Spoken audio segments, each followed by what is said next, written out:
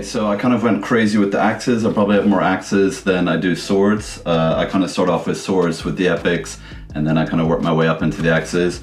This one I call the Executioner one, because it's kind of scary. It's got this skull in it. Obviously a lightweight plastic, but this is kind of cool. I use it for my berserkers in my opening scene. So the main berserker, he had this one. Or Executioner, if you check out my costumes, I've got some of them, and I've got that as the axes, maybe, you know, chopping, sort of heads off kind of vibe.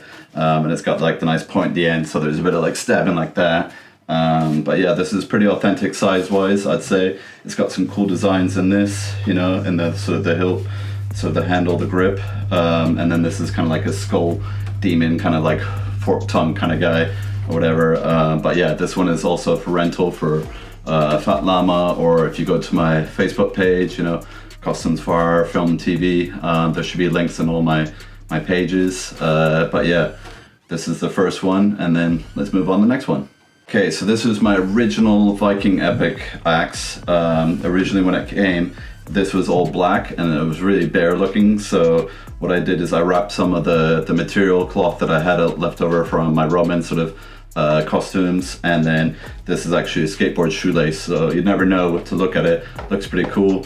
This top bit has come a bit loose sadly, but you know, when you're kind of fighting, you're not going to see that as long as you don't hear it sort of wobbling around. I don't really use this one as much anymore. This is again just for the Viking epic specifically, but I kind of use it as a double axes because obviously the more the merrier. But yeah, this is kind of like my original favorite, and this is kind of more authentic for the Viking kind of look, if you will, and it's got that kind of point in the end there where you can kind of stab people, stuff like that. But again, for stills, it looks great. It's perfect, you know. It's just like if you're going to fight, you have to be aware that it's plastic, it's lightweight, rattles to make some noise. But yeah, with like dual action, it's awesome. And even these, they fit into the holster as well.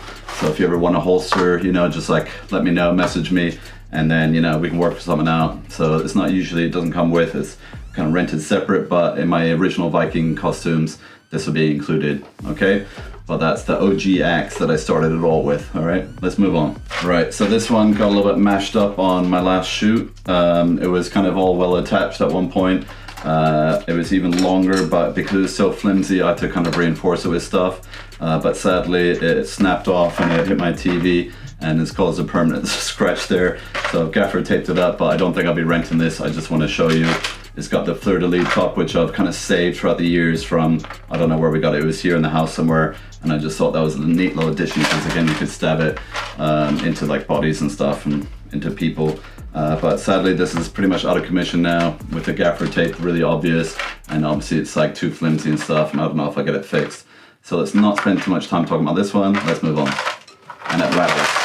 So you can use it to rattle the shaker. Next up, this is one of my latest ones. Again, I bought it because it looked sick. It's got some skull and bones like on here. So I think it's got a mix between kind of a Viking Celtic look and then also a little bit of a pirate look. So whether pirates actually would have had something like this, I doubt. But I got it because it's great for my Viking epic. And even though it's lightweight, as a double sort of axe, you know, when there's a lot of action going on, it looks pretty authentic. So I dig it, even though it's like tiny. Again, the size is accurate because they would have had larger axes, double-handed axes, and then the single-hand ones. So this is obviously a single-hand one. You know, you couldn't really do that with it. That would just look ridiculous. So just be aware if you do rent this one, it is very light. But again, for stills, it looks amazing. You know, it looks really cool. So that's kind of why I got it, and I love this design. You know, it's perfect for what I'm sort of doing.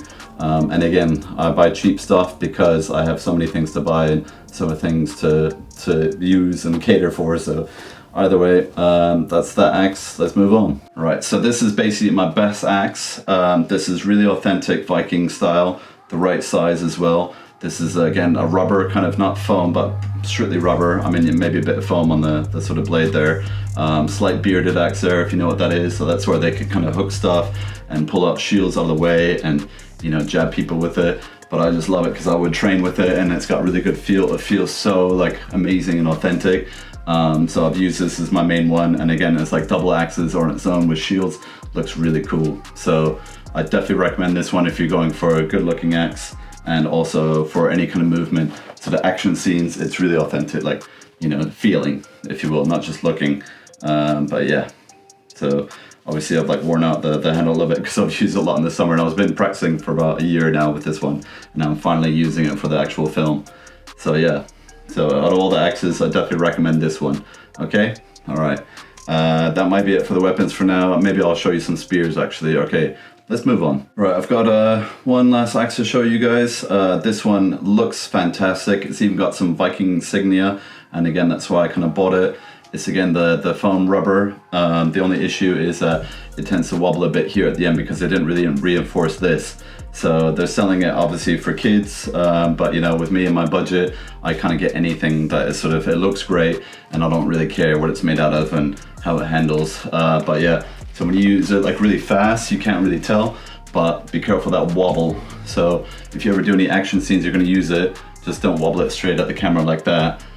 Sidewise, it could be fine, you know. So again, for stills and kind of general hand movement and practicing, it's ideal, it's perfect. I totally recommend it, but not as good as my main Viking axe, which you've probably seen already.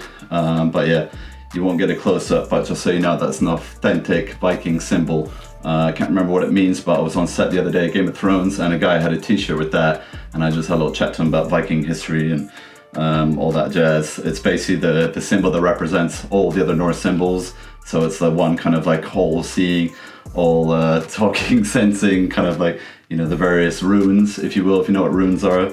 So the Nordic Viking runes, they're very important because they're basically a way of communicating, and they're words. You know, they didn't really have written language per se, but they did have runes and rune stones, and they would have used that with incantations or legends if they're retelling stuff.